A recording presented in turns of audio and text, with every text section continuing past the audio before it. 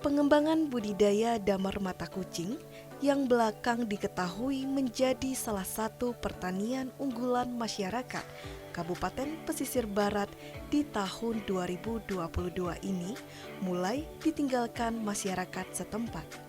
Selain harga jual ke tangan penampung yang tidak menentu, tahapan pemeliharaan juga diketahui kurang maksimal akibat besaran biaya pemeliharaan yang dikeluarkan tidak sebanding dengan hasil yang diperoleh. Bahkan tidak sedikit petani damar mata kucing di kabupaten ini beralih fungsi lahan menanam tanaman lain. Saya yang datang langsung ke lokasi mencoba menelusuri keluhan petani tersebut dengan mendatangi salah satu perkebunan warga di Kelurahan Pasar Krui, Kabupaten Pesisir Barat. Pak, lagi apa nih Pak? Ini Mbak masih ngunduh damar, Mbak. Oh iya, kalau gitu saya boleh ya ngobrol-ngobrol sebentar sama Bapak. Saya mau tanya nih Pak tentang damar mata kucing. Ya boleh, nggak apa-apa. Bisa turun sebentar ya Pak? Aduh, hati-hati nih Pak. Iya. Maaf ya Pak, ganggu aktivitasnya. Tadi Bapak lagi persiapan untuk Masih ngunduh damar. damar. Jadi Bapaknya lagi panen ya Pak? Iya, masih panen damar. Enggak. Oke. Kalau saya lihat ini sebenarnya awal prosesnya gimana sih Pak untuk penyadapan awal mulanya? Pertamanya kita ngambilnya dari bawah dulu, Mbak. Dari bawah dulu, habis keliling di bawahnya. Kita langsung ikatin, ini namanya nih ambon kalau ini bahasa Lampungnya. Ya, ini jadi namanya ambon. Ambon, terbuat dari rotan ini untuk mengikat badan kita untuk naik ke atas, Mbak. Jadi sebagai perlindungan agar tidak jatuh ya Pak ya. Iya. Oke, jadi step awalnya mungkin ngambil dari bawah, Dari bawah terus dulu, hingga ke atas. Hingga ke atas. Oh gitu. Jadi penyadapannya tuh teknisnya gimana Pak? Tinggal Iya, gini caranya, Mbak, ya gini kan. Jadi ini kan lubangnya damar, jadi diambil dulu getahnya. Udah selesai getahnya, kita diuring, dibersihin biar untuk bulan depannya supaya bersih getahnya, jangan kotor. Jadi dibersihin dulu. persiapan panen selanjutnya ya. Panen selanjutnya, tapi kalau nggak dibersihan kotor jadinya, Mbak. Nah, iya. Lalu kemudian hasilnya bisa seperti ini tuh awalnya gimana nih Pak? Saya tadi nggak lihat. Ya ini kan dari gitu nempel. Jadi ngeliatin keadaan umurnya, Mbak. Jadi umurnya kalau seminggu mungkin masih muda, jadi bagus-bagusnya sebulan. Jadi sebulan bagus, sudah ada keras dia. Ya. Jadi udah lumayan bagus lah. Jadi periode pengumpulan damar mata kucing itu sebulan ya Pak? Sebulan paling bagus, sebulan yang paling bagus sebulan. Nah, kalau saya ini kan bentuknya satu pohon ini bentuknya seperti segitiga ini. Apa memang sudah konsepnya seperti Ya memang udah kayak gini, Mbak. Jadi memang dari dulunya harusnya memang begini ya. Seumpamanya ini, Mbak, udah terlalu dalam, lebar, harus kita ditutupin, kita lubang kayak di sini lagi. Nah, di sini. Nah, jadi kita ini nutup sama nanti lama-lamanya kan nutup ya, Mbak. Kita buka lagi sebelah sini. Oh, jadi nanti seiring waktu berlalu dia pasti menutup. Nutup sendiri, membuat lagi yang baru. Jadi supaya untuk penghematan batangnya jangan sampai rusak. Jangan sampai rusak ya, untuk bisa menjaga kelestariannya juga ya Pak ya. Iya. Oke. Nah, kalau saya lihat dari damar ini sebenarnya ada pembedanya nggak sih Pak dengan kualitas lainnya mungkin?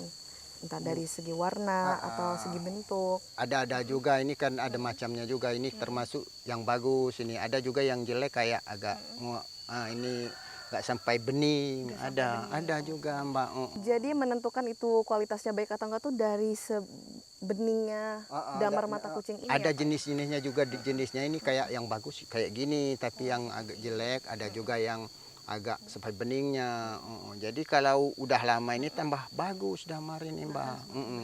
Semakin disimpan tambah bagus. Kemudian yang menentukan kualitas itu menjadi bagus atau tidak tuh sebenarnya dari mana Pak? Apa perawatan? Itu dari perawatan juga, dan juga lihat cuacanya. Ini kan termasuk cuaca ini kan ada perubahan. Kalau terlalu musim hujan kurang bagus, tapi kalau daerah kemarau bagus dia, tambah bagus. Jadi dari faktor alam juga menentukan ya Pak untuk dari Pengaruh juga dan faktor batang juga. Kalau dia masih daun muda agak kurang, agak burem, tapi kalau dia masih normal bagus. Kemudian untuk pohon damar ini perlu diberi obat-obatan gitu nggak Pak? Nggak ada sebetulnya, belum ketemu, kami petani belum ketemu masalah perobat-perobat batang, cuman ya alami kayak gini aja Mbak. Oke, iya luar biasa. Nah, untuk kita tahu siap panennya tuh kapan sih Pak? Apakah sudah terlihat sebenarnya dari tanda-tanda pohonnya atau memang ada usianya? Usia masuk sini berarti siap dipanen, siap untuk melakukan penyadapan. Iya gini ya Mbak ya, ini semenjak umpamanya tanggal 1 umpamanya ini kita kalau mau ngambilnya paling minimnya seminggu Mbak. Paling minim seminggu kita panen, tapi kalau diambil seminggu mungkin kurang bagus kualitasnya, masih agak muda. Tapi kalau sekitar dari 3 minggu sampai sebulan itu udah normal. Udah normal. Sebulan paling minim sebulan udah normal. Jadi kualitas barang kita udah bagus, nah ya penjualan juga enak. Tapi kalau masih muda namanya masih muda, masih lembek. Dan lembek. Dan itu sebulan dari penyadapan kan Pak? Iya, sebulan dari penyadapan.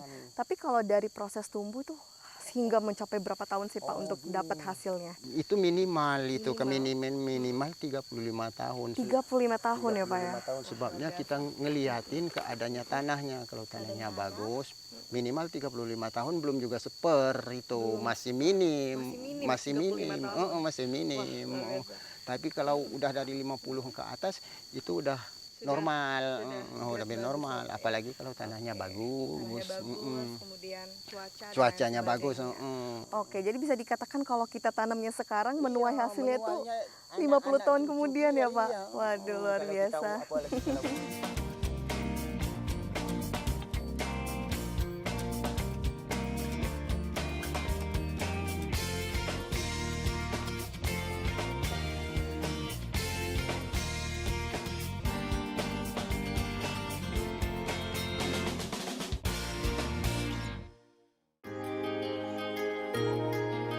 Secara kasat mata, panen damar mata kucing yang dilakukan petani di desa ini cukup mudah dan tidak memakan waktu lama. Namun, saya yang penasaran mencoba melakukan penyadapan. Alhasil, apa yang saya lakukan tidak sebaik yang dilakukan petani. Karena damar yang dipanen rata-rata pecah dan pastinya mengurangi nilai jual ke tangan penampung. Berkat kesabaran dan besarnya keinginan saya untuk bisa melakukan penyadapan, akhirnya membuahkan hasil. Meski secara keseluruhan tidak sebaik hasil panen yang dilakukan petani. Ini sudah bisa kalau kita mau kita kikis Pak? Bisa. Oh, saya bisa coba Pak? Saya coba ya Pak, saya penasaran. Gini aku coba cari contohnya dulu. Nah kayak gini ya. Nah biar dia mana caranya biar dia keluar. Nah kan gini, nah ditutup kayak gini, pukul-pukul. Nah lama-lamanya kan keluar ya. Jadi bisa-bisa dia jatuhnya. Makanya ini jangan nggak bisa kemana-mana, harus di bawahnya. Kalau nggak di bawahnya ya nggak dapat kita. Nah itu kan. Sebisa mungkin juga jangan sampai pecah juga ya Iya, Pak kalau ya? bisa-bisa memang dibagusin, jangan sampai hancur. Ya, jangan sampai hancur. Wah, benar sekali. Untuk satu pohon ini sebenarnya produktivitasnya bisa sampai Ini lihat dari batangnya, Mbak. Kalau ada sampai 10 kiloan, Mbak. Kalau batangnya gede. Tapi kalau kita masalah hasilnya ini kan kita ngeliatin dari batangnya, Mbak. Kalau batangnya kecil kan minim, ya nggak seberapa. Tapi pernah juga saya dapat sampai 10 kiloan lebih satu batang. satu batang. Kalau seumpamanya 100 batang udah berapa? Itulah. Dan kalau kita lihat dari secara perawatan juga tidak ada ya Pak ya. Kemudian obat-obatan juga tidak diberi. Nggak ada dia obat-obat, diolah-olah nggak, cuman posisi kita kalau kebun ini harus ditebas saja. Ditebas sebabnya supaya terang kan. Ya, jangan umpamanya ada orang yang ke kebun kan kelihatan siapa gitu ya Mak ya. Nah, mungkin minusnya juga harus menunggu bertahun-tahun ya Pak untuk bisa menghasilkan damar. Beda ini memang jangka panjang kalau damar ini Mbak. Bukan 10 tahun. puluhan tahun. Puluhan tahun. Dan ini juga menjadi pendapatan utama juga ya Pak untuk masyarakat pesisir barat. Oke, kalau menurut Bapak apa sih Pak spesialnya dari damar mata kucing ini? Spesialnya. Dia memiliki 1000 manfaat kah? Banyak ini semuanya bisa untuk kalau dibikin ini kan untuk diekspor ke luar negeri itu kan minimalnya ini yang ketahuan saya hanya kaca dari beling untuk bahan beling, jadi kaca dari piring-piring apa aja banyak gitu.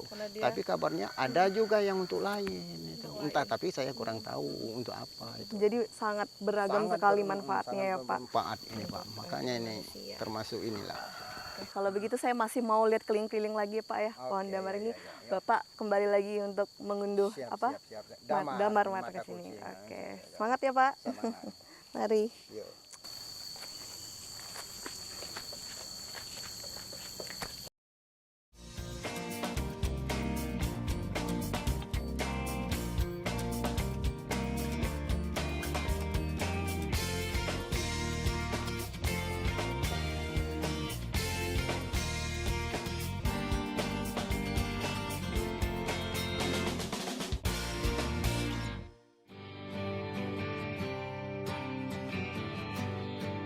Damar mata kucing atau pohon penghasil resin merupakan damar pilihan yang juga menghasilkan kayu atau lebih dikenal dengan sebutan kayu meranti putih. Pohon besar dengan tinggi di kisaran 40 hingga 50 meter dengan banir mencapai 1,5 meter. Memiliki bentuk dengan permukaan kulit batang atau pepagan memecah tak beraturan. Adapun pepagan bagian luar berukuran tebal dan berwarna kecoklatan. Sementara pepagan bagian dalam berwarna keputihan terlapis pita kuning jingga dan mengeluarkan getah atau resin bening keputihan atau kekuningan.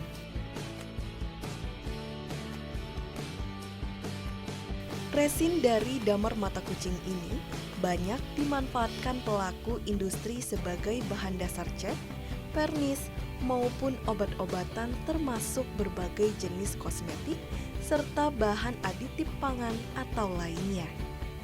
Sementara untuk produk olahan tradisional, damar mata kucing dipakai pelaku usaha sebagai bahan dasar pembuatan alat penerangan, bahan dasar keranjang, dan mewarnai batik. Assalamualaikum Pak. Waalaikumsalam. Tadi saya sudah melihat proses panen pohon damar mata kucing dan saya juga udah melihat beberapa pohon Pak dan memang beragam sekali ya Pak diameter setiap pohon. Akhirnya saya lihat ada tempat dan saya penasaran masuk, sebenarnya tempat apa Pak? Ini sebenarnya tempat pengumpulan damar ya. Nah, dan juga tempat penyortiran. Jadi damar-damar ini diklasifikasikan ya, jadi berbagai damar tadi kan diambil tadi kan asalan terkumpul. Nanti di sini ini kita pisah-pisahkan. Ada kualitasnya A, ada AB, ada AC, ada BK, ada KK. Menarik sekali. Jadi tadi saya sudah lihat hasil panennya itu semuanya dikumpulkan ke sini ya Pak, diklasifikasikan berdasarkan kualitas Dan ukurannya. Oke, makanya dipisah-pisah. Oke, kalau gitu kita lihat sambil keliling ya Pak, silakan, melihat mari. kualitas. Ya, mari kita jalan-jalan. Kalau ini damar yang paling halus. Oke, damar yang paling halus. Ini masuk kualitas yang paling akhir, debu, karena damar-damar ini tadi kita ayak. Jadi ayak atau yang dari dipukul-pukul tadi kan, dipukul-pukul, dipisahkan ada debunya. Jadi ini bisa ada nilai ekonomisnya juga, kita kumpulkan, bisa termasuk dalam golongan KK. Ini bisa dibekukan kembali ini. Kalau kita kumpulkan lama, dia akan membeku. Setelah membeku, dia akan seperti ini. Ya, seperti ini. Ya, kita bekukan, dipukul-pukul lagi nanti, lalu dia akan menjadi kualitas KK. Kualitas kakak. Ya, sebenarnya ini bagus untuk pernis. Banyak penduduk lokal, dulu masih ada bensin, debu ini diaduk dengan bensin, langsung mengecat kayu, bisa melapisi kayu jadi pernis. Wah, luar biasa. Jadi dari sudah diayak-ayak, airnya menghasilkan debu, kemudian debu ini ternyata punya nilai ekonomis lagi Iya, ya Pak, dan airnya bentuk ini. Nah ini kalau diklasifikasikan masuk dalam golongan, Kakak dia, ya seperti ini dia nantinya kita kumpulkan di sini. oke, dan kakak dalam damar mata kucing itu paling rendah. Iya, iya, dan bobotnya juga agak ringan dibanding yang kualitas-kualitas yang lebih. Kualitas dan debu bayarangan. Dan ini juga punya manfaatnya ya Pak Iya. untuk pernis, kemudian pernis, untuk cat, bahan oke. dasar cat. Wah, menarik sekali. Kemudian nggak cuma ini ya Pak, selanjutnya ada Ya ada jenis-jenis lain seperti di sini. Ya ini bisa kita bilang BK karena dia lebih besar daripada pasir. Ini habis debu ini dulu. Dia seperti butiran-butiran pasir. butiran-butiran debu. Iya pasir ini tidak berupa debu, masih berupa pasir. Nah, ini lebih kualitasnya lebih tinggi daripada yang debu tadi kakak tadi. Jadi ini sudah masuk grade C atau belum? Ya, ini udah grade C. Ini yang lebih ininya lagi. Ini kita bilang BK-nya. Dia lebih besar daripada yang ini. Kalau kita perbandingkan dia kan dia lebih besar. Ini lebih ada bentuknya. Iya, lebih ada bentuknya. Dia seperti pecahan-pecahan kaca gitu. Dan ini masuk ke grade B. Ya, belum masih di C, masih di C ya. Dia masih Berarti di C. sama ya ini Pak ya Iya. kalau secara klasifikasinya. Klasifikasinya ya, cuma dia besarannya saja, ukurannya aja ya. Tapi kalau secara kualitas sama. Iya, sama. Dan biasanya dimanfaatkan apa, Mbak? Sama kita ini kan kita di sini cuma mengklasifikasikan saja.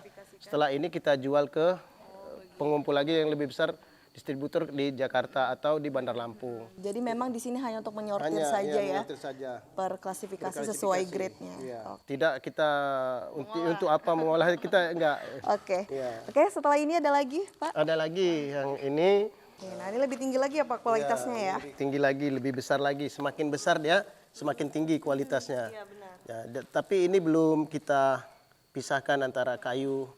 Setelah dipisahkan kayu-kayunya, ini akan diayak. Yang debunya ditaruh di debu. Ya, yang ininya akan kita cuci dengan air sehingga keluarlah seperti ini. Ada kualitas mata kucingnya gitu kan. Dia mengkilat bersinar. Pernah kalau siapa yang hobi kucing, kalau mata kucing dibaterai, ya kira-kira sama dengan damar ini yang kena sinar matahari. Sekali memang ada istilah cat eye dan ini kalaupun kena cahaya juga akan memantulkan seperti mata kucing ya Pak ya. Makanya disebut damar mata kucing. Damar mata kucingnya itu sejarahnya ya Iya. Pak. Ya kalau yang masih ini belum kita pisahkan. Ya nanti dipisahkan. Ini ada berbagai macam grade yang ini masih asalan kan. Kita belum disortir. Nanti ada B, ada AB, ada C.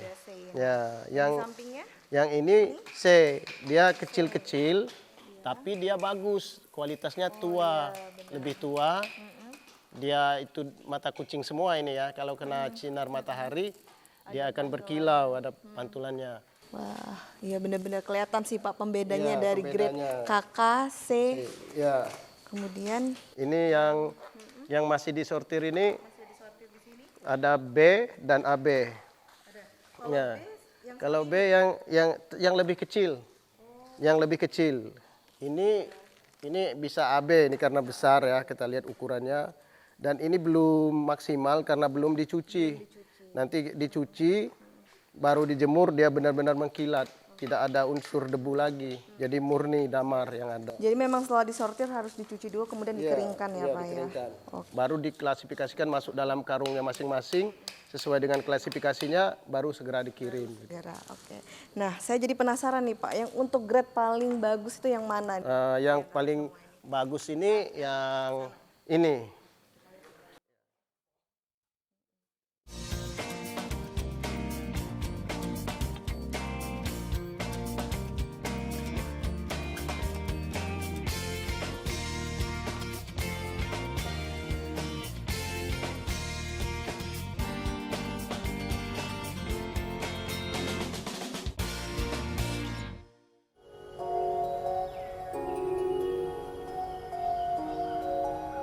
Damar mata kucing produksi pesisir barat sudah terkenal kualitasnya dan merupakan komoditi andalan bagi masyarakat petani.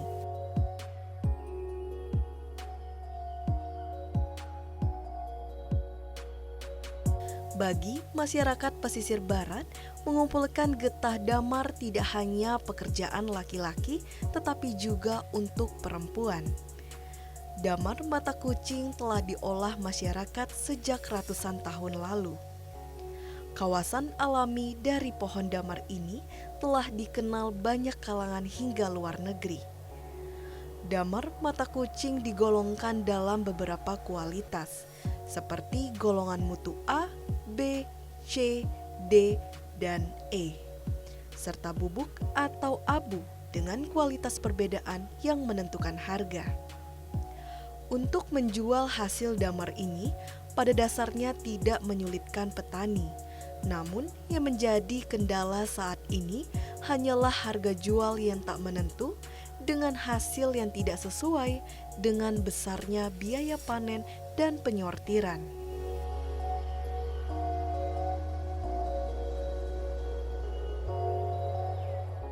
Nah, ini grade paling bagus ya Pak ya di antara semuanya. Sini ya, karena dia besar-besar, ya, dan juga sangat tua. Waktu usia pemanenannya lebih tua, dilihat dari dia lebih kuning. Lebih kuning, dan juga kalau kena matahari dia lebih mengkilat, lebih memantulkan cahaya. Nah, jadi grade ini ya ini belum dicuci, belum maksimal ya. Ya, kalau sudah maksimal nanti ya baru dimasukin dalam karung dan dikirim. Kirim, oke. Jadi untuk kita tahu apakah ini tua atau tidak itu memang dari bentuk. Iya, dari bentuk, warna ya. Dan ukurannya juga rata-rata udah besar gitu, karena dia pengkristalannya itu cukup waktu yang lama. Jadi bisa disimpulkan semakin besar tuh semakin bagus ya? Semakin besar, semakin tua, semakin bagus. Oh begitu. Jadi ini juga berpengaruh dengan proses penyadapan tadi ya? Kalau Iya. penyadapannya jarak Jadi usia penyadapan ini mempengaruhi produksi. Jadi ya kalau dia lama, maksudnya tua, dia akan semakin bagus kualitas produksinya. Tetapi kalau baru 3 minggu, dia akan lengket, dia kebanyakan menjadi debu gitu, seperti itu. Jadi dia menyesuaikan Iya, tempat menyesuaikan wadahnya. tempat wadahnya. Wah luar biasa. Jadi grade AB ini memang sangat cocok sekali untuk bahan baku Iya, apa saja. Dan benar, itulah iya. yang menjadi manfaatnya. Ini kan banyak manfaatnya untuk buat kaca, ini cat, dan power glue. Ini banyak sekali manfaat damar ini ya. Dan ini setelah dicuci, mengkilat, dikirimkan kemana nih Pak? Biasanya kita ke penampung di Teluk Betung atau Jakarta gitu. Tapi sekarang permintaan masih turun ya karena mungkin gejolak dunia atau apa sehingga harga damar itu pun anjlok gitu. Oke, jadi saat ini harganya sedang turun ya Pak? Ya, sedang turun. Memang biasanya omsetnya berapa sih Pak kalau untuk ini? Damar ini kan ya tertingginya itu kan harga per kilo biasanya itu 40 gitu kan, 35. Sekarang yang paling bagus aja menjadi 15, nggak cukup separohnya gitu. Ya, jadi imbasnya dengan semua, dengan petani, dengan pengumpul, dengan semua orang lah yang ada di sini. Ya. Baik, ya kita doakan ya Pak sama-sama semoga pemerintah juga ikut mendengar suara hati Bapak dan para petani lainnya untuk bisa menaikkan kembali harga ini karena damar ini manfaatnya sangat luar biasa ya Pak dari segi benefitnya. Oke, ya sudah kalau begitu Bapak bisa kembali lagi lanjutin aktivitasnya dan saya mau coba lihat-lihat lagi. Iya, silakan. Iya, sama-sama. Ya, mari.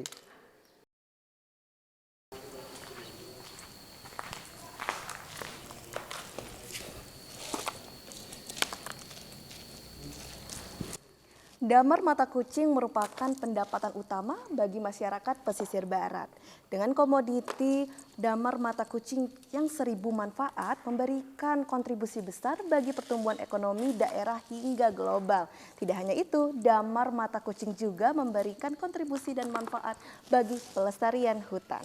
Dari pesisir barat, sampai jumpa di Inspirasi Tani berikutnya.